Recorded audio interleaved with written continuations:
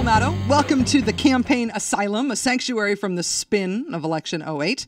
The Republicans running for president, really the conservatives generally, I think they've got a Ronald Reagan problem.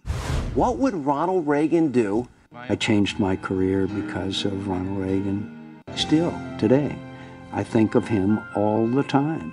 The Republican Party has this campy fixation with all things Ronald Reagan. I mean, it's almost gay. Not that there's anything wrong with that. But the Reagan worship with the Republicans, I think it's getting a little out of hand. For example, the site for the first Republican presidential debate this year is Reagan's grave. They've got the presidential library there, sure, but at the site of the library, on the grounds, literally dead Reagan. Reagan's tomb. You almost think they might do it at midnight, holding candles or something.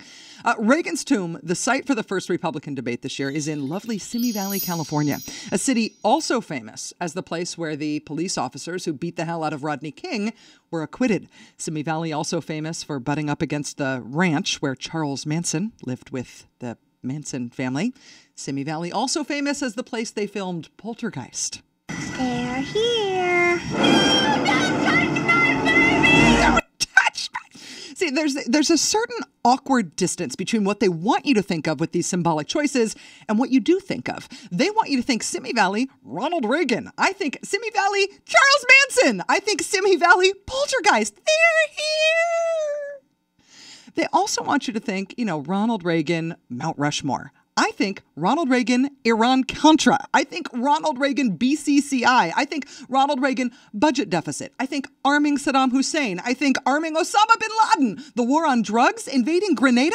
How about AIDS? How about tens of thousands of Americans dying of a disease that their president could not bring himself to say the name of?